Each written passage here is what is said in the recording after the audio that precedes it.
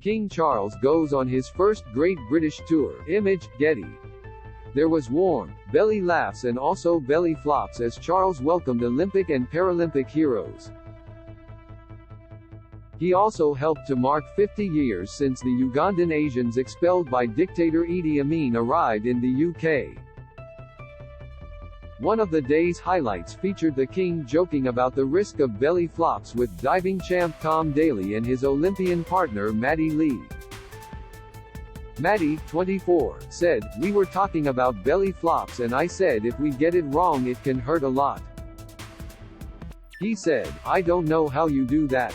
It's just crazy. I did not think I would be talking about belly flops on a Wednesday night with the King."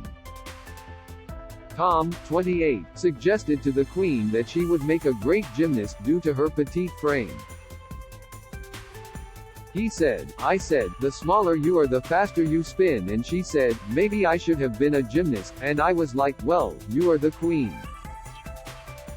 The divers were among 150 medalists from the 2020 Tokyo Olympic and Paralympic Games and the 2022 Beijing Winter and Paralympic Games last night. Trending earlier, Charles welcomed more than 400 guests to the reception celebrating Ugandan Asians. They included celebrities, dignitaries and businessmen and women. The King applauded and laughed after he was serenaded with the Ugandan national anthem sung by veteran broadcasters Jon Snow, Jonathan Dimbleby and former Archbishop of York Lord Bishop Sentamu. John and Jonathan reported on the traumatic events in Uganda. Lord Sentamu, as a young lawyer and judge, was beaten and briefly jailed for voicing opposition to Amin before he and his wife were smuggled out of Uganda to the UK in 1973. Former Channel 4 news anchor John, wearing one of his trademark colorful ties, joked after their rendition of "Oh Uganda Land of Beauty, I thought we'd give him a good blast.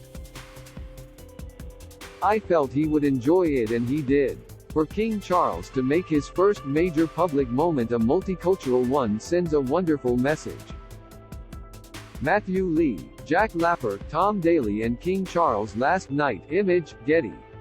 Of the 80,000 people given just 90 days to leave Uganda, 28,000 British passport holders came to the UK, where they were resettled after staying in 16 reception centres across the country. The TV newsman later co-hosted a ceremony which included a turn from actor and comedian Sanjeev Bhaskar, who paid tribute to the King and took a playful swipe at Prime Minister Rishi Sunak. Sanjeev, a founding member of the British Asian Trust, told guests inside the state dining room, "I have been privileged over the past 25 years to work with the King, the man formerly known as Prince. So I can say from first-hand experience his contribution, acknowledgement, encouragement and affection for the British Asian community has been unsurpassed and extraordinary." And to laughter, he joked if the PM stepped out of line, Charles could alert the secret cabal of Asian women of a certain age who can have a word in his ear. "I like to call them the Illuminati."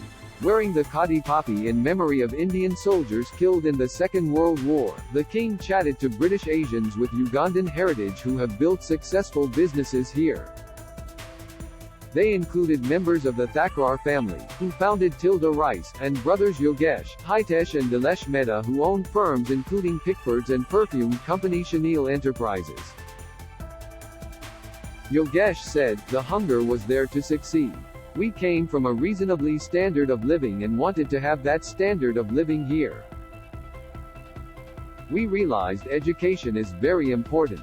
Palace officials are still working on a mixture of engagements that had already been in the diary for Charles and Camilla before the death of the Queen at Balmoral on September 8.